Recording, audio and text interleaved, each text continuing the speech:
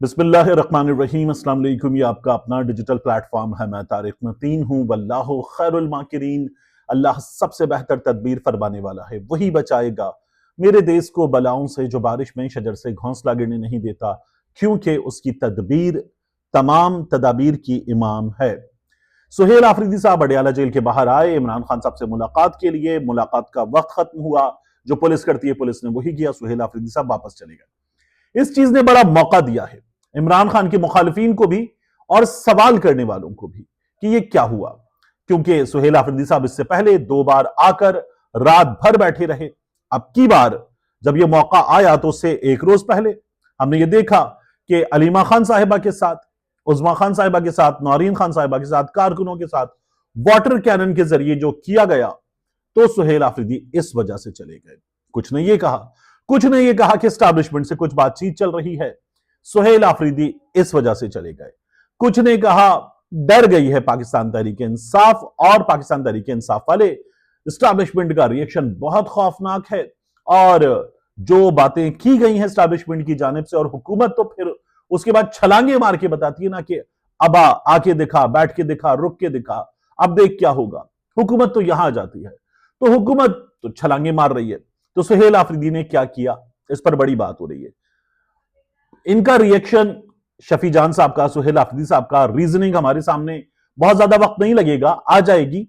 लेकिन मेरे ख्याल में आप वहां आए, आपने पाकिस्तान की अदालत के हुक्म पर अमल दरामद नहीं हो रहा, यह दिखा दिया। आप अदालत जाएंगे, वहां जाकर यह कहेंगे कि तौहीन अदालत की कार्रवाई की जाए, यह आपकी स्ट्रेटेजी है, ठीक है। वहां मुसलसल रुक कर एक आप ये पैगाम तो दे रहे हैं कि हमारी इमरान खान से मुलाकात करवाओ, सोशल मीडिया पर हेडलाइन तो बन रही है, लेकिन क्या उससे पर्पस सर्व हो रहा है? तो फिर हिकमत अमली तब्दील करनी चाहिए। मैं ये नहीं कह रहा कि सुहेल आफरीदी ने कोई कंप्रोमाइज कर लिया, कोई बुजदिली दिखा दी, या ये नहीं करना चाहिए था। अब हिकमत अमली के साथ सामने आए और बताएं कि अब आप क्या करेंगे। ये आपके कारकुनों का सवाल है, बताना चाहिए। वगैरह ये जो मौका है ना छिछोरबंद दिखाने का कुछ लोगों को, और कुछ लोगों को जाहिर है कि सवाल करने का मौका वो मिलेगा, तो जवाब देना आपका काम है। जवाब दें और बताएं कि अब आगे क्या करेंगे, क्योंकि हिकमत अमली अगर बैठने की है तो एक वो हिकमत अमली काम नहीं कर रही। गवर्नमेंट अपना जो लेवल है वो उसके बाद प्रेस करने का या आपको दबाने का वो आगे बढ़ाती जा रही है, तो फिर क्या करेंगे ये देखना चाहिए। तो सुहेल आफरीदी साहब अपनी हिकमत अमली के साथ सामने आए। जाहिर है कि आज इतना बड़ा दिन के उसमें फैज हमीद की खबर आ गई। फैज हमीद की खबर के बाद लंदन से आदिल राजा की मुआफी आ गई। जब ये सब कुछ होगा तो फिर उसके बाद हमें इन हालात में जब ये खबर आएगी तो मजाक उड़ाने वाले, बात करने वाले ज्यादा नजर आएंगे, इसलिए फौरी जवाब पाकिस्तान तहरीक इंसाफ का आना चाहिए। मैंने आपसे कहा था ना, नून लीग तो छलांगे मारेगी। अब फैज हमीद साहब का फैसला आया, उसके बाद अता तारड़ साहब आ गए, पीटीआई का मुशीर बनकर मुल्क में फैज हमीद ने साजिशें की, तबाही फेरी। अब आप देखिए कि हमारे सामने ख्वाजा आसिफ साहब आए, और ख्वाजा आसिफ साहब ने कहा जो बोया जनरल बाजवा ने, जनरल फैज हमीद ने, वो कौम बरसों काटेगी। मैं तो कहता हूं जो जनरल जीलानी ने नवाज शरीफ को लाकर किया, जो जनरल जियाउल हक ने नवाज शरीफ को लाकर किया, कौम बरसों काटेगी। जो जनरल याहिया ने किया, कौम बरसों काटेगी, बल्कि काट रही है। जो जनरल अयूब ने किया, कौम काट रही है। जो मुशर्रफ ने किया, कौम काट रही है। तो ख्वाजा साहब जो इस वक्त हाइब्रिड हुकूमत में हो रहा है, इसके भी असरात बहुत दूर तक जाएंगे, ठीक है ना। और आज हम जाहिर है कि एक मुख्तलिफ बात कर रहे हैं, कल हम एक और अंदाज में बात कर रहे होंगे। ये तमाम चीजें हमारे सामने होंगी।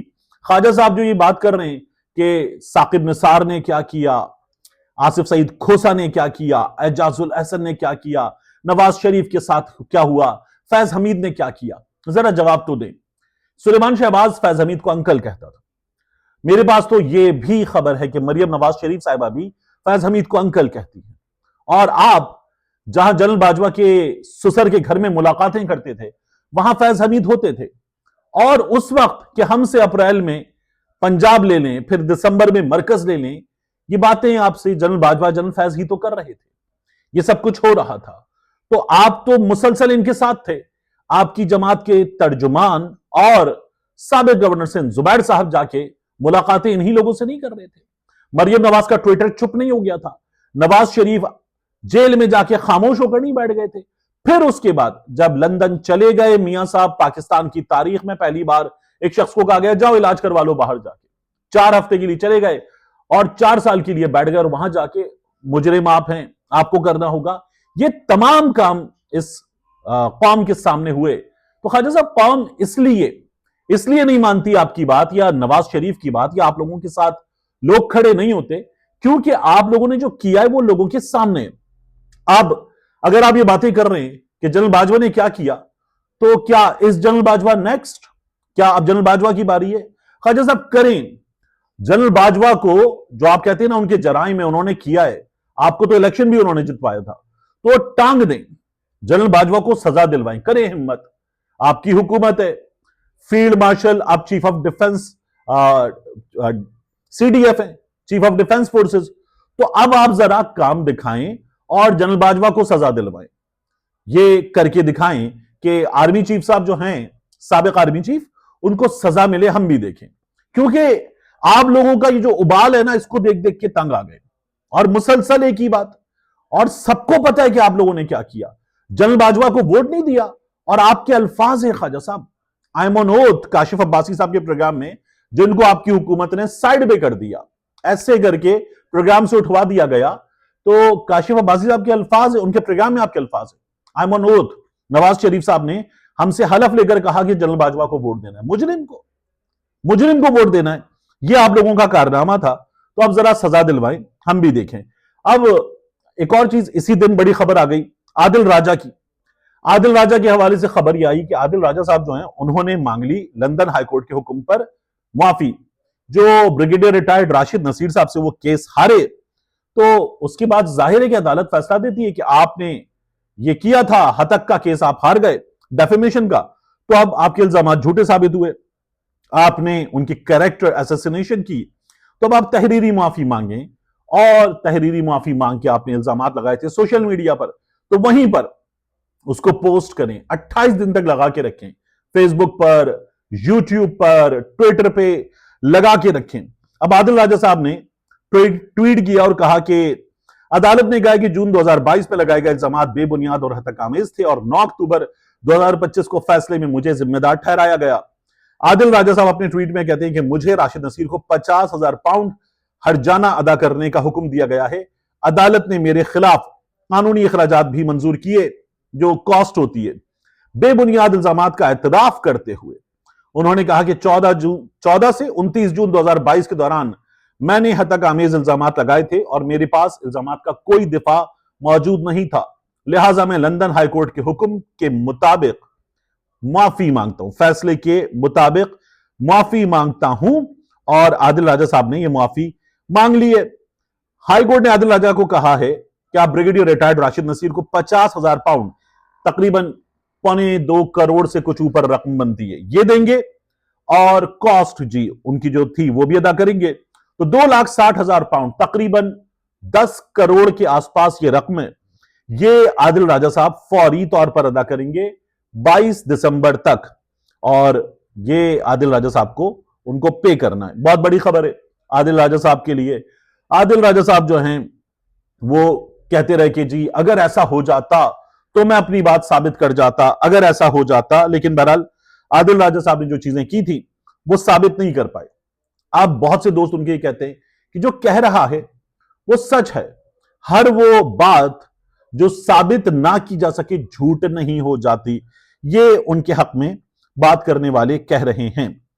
अब मैं आपसे अर्ज करूं, मैंने कहा था ना नून लीग भी, उसके अलावा तर्जुमान भी हुकूमत के इस वक्त मार रहे हैं छलांगे, और क्यों ना मारें। अब आप देखिए ना हुआ क्या है, फैसल बावड़ा साहब सबसे बड़े तर्जुमान, इनको बोलेंगे आओ टॉमी, कम आउट टॉमी, छोटा टॉमी, बड़ा टॉमी, दहशतगर्द, इसको निकालेंगे, बिल से निकालेंगे, इनके गले में पट्टा डालेंगे, पट्टे का साइज लेंगे और इनको हम यूं पकड़ के ऐसे कर देंगे। ये कर रहे हैं वो, और अभी वो कर सकते, वो जिस जगह हैं अभी कर सकते हैं।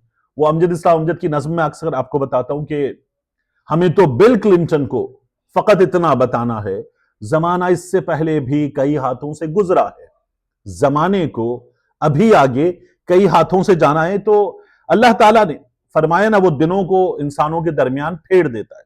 तो अभी फैसल वाडा साहब ये बातें कर सकते हैं। वो क्या कह रहे हैं, अभी इब्तिदा है, अभी इब्तिदा है, लंबा चौड़ा इंसाफ का सिलसिला रुकेगा नहीं। 9 मई के केसेस फैज हमीद के बाकी, मैंने अपने ट्विटर पे कहा ना, जो आखिर में जुमला है ना, सेपरेटली उनको डील किया जाएगा। तो सेपरेटली डील करने का मतलब यह है कि 9 मई के केसेस, जाती मुफादात पर मबनी मामलात, तो जो आर्मी चीफ की तैनाती से पहले वाला जलसा था, बात वहां जाएगी, इमरान खान साहब तक जाएगी। पाकिस्तान तहरीक इंसाफ को बी इट प्रोटेस्ट, डील, बातचीत, एनीथिंग, जो करना है वो फौरी तौर पर करना होगा। सियासत में टाइमिंग सबसे ज्यादा अहम होती है, तो इसलिए पाकिस्तान तहरीक इंसाफ को इमरान खान साहब के मामले में करना है। मैं ये समझता हूं कि इमरान खान साहब के साथ ये पूरा जो सेटअप है, जो कर रहा है, वो ज्यादती है। इमरान खान साहब के घड़ी बेच देने वाले मामले का जो अखलाकी पहलू है, उस पर मैं बात कर लूं कि तोहफा था, मैं डिसएग्री करूं कि नहीं बेचना चाहिए था, लेकिन उनकी चीज थी, उन्होंने बेच दी, नथिंग रॉन्ग इन इट। फिर उसके बाद फैज हमीद के साथ मिलकर इमरान खान ने कोई साजिश की, तो मैं ये समझता हूं कि ऐसा कुछ भी नहीं है। और मुझे इमरान खान साहब के करीबी लोगों ने, उसके अलावा फैज हमीद साहब के करीबी लोगों ने कहा है कि इल्जाम गलत है, आगे जाकर हम साबित करेंगे कि इल्जाम गलत है। यानी यहां से आगे जो मामलात हैं फौज के डोमेन से निकलने के बाद, हाई कोर्ट और फिर सुप्रीम कोर्ट, तो वहां हम साबित करेंगे। अब फैसल वाउडा साहब कह रहे हैं कि 9 मई का ट्रायल चल रहा है, जब उसका फैसला सामने आएगा तो 14 साल कम से कम सजा वहां पर भी होगी। फिर पीटीआई और बानी पीटीआई कहां जाएंगे, तो उनको भी पता चलेगा। और फैसल वाउडा साहब की बात का मतलब मैं ये लेता हूं कि वो ये कह रहे हैं कि अभी तो पार्टी शुरू हुई है। देखिए, हमारे यहां सियासत में गुज़श्ता कुछ दिनों में चीजें बहुत तेज हुई हैं, आगे इससे तेज होनी है। पाकिस्तान तहरीक इंसाफ पर पाबंदी, इमरान खान साहब के केसेस, सजाएं, सखर जेल इमरान खान साहब की मुंतकली या बलूचिस्तान में जेल में मुंतकली, ये स्टेप्स, यहां तक बात जानी है। अगर ये कर भी लिया जाए तो क्या हासिल करेगी गवर्नमेंट? इमरान खान साहब को आप किसी जगह पहुंचाएंगे तो पाकिस्तान तहरीक इंसाफ कराची से, हैदराबाद से, इंटीरियर सिंध से लोग उस जेल पहुंच जाएंगे। आप बलूचिस्तान पहुंचाएंगे तो पीटीआई वाले भी पहुंचेंगे, अख्तर मैंगल की जमात के भी लोग पहुंचेंगे, महमूद खान अचकजई भी पहुंचेंगे। तो पाकिस्तान की पॉलिटिक्स अगले कुछ दिनों में और ज्यादा जोरदार होने वाली है। लेकिन यहां मुझे एक चीज अच्छी लगी कि इस वक्त पाकिस्तान तहरीक इंसाफ ने, तहरीक तहफ़्फ़ुज़ आईन पाकिस्तान ने यह सोचा कि जब दूसरा फरीक बहुत ज्यादा बिफर के ये काम कर रहा है, तो हमें जरा ज्यादा होशमंदी के साथ, जरा पीछे हटते हुए पूरा पैडल ना दबाएं। इस तरह से हिकमत अमली बनानी चाहिए कि हम इसको थोड़ा सा तवील लेकिन मंतकी अंजाम तक पहुंचाने वाला काम करें। बट मैं बार बार कह रहा हूं, चीजें जितनी तेजी के साथ ये सब करने जा रहे हैं, पाकिस्तान तहरीक इंसाफ के लिए दिस इज हाई टाइम के वो अपनी स्ट्रेटेजी उसके साथ सामने आए, उस पर अमल दरामद करें। और वो स्ट्रेटेजी अगर कुछ वक्त में जाकर कामयाबी की तरफ जानी है तो भी उस स्ट्रेटेजी को अपने वर्कर्स को भी बताएं, उस स्ट्रेटेजी को मीडिया के सामने भी रखें, उस पर अमल दरामद करें, और उसके अगर फेजेस हैं तो उन फेजेस को शुरू करें। वगरना पाकिस्तान तहरीक इंसाफ जिन हालात से दो चार है, उन हालात में मजीद घिरती चली जाएगी। मिलते हैं इंशाल्लाह आपसे अगली वीडियो में।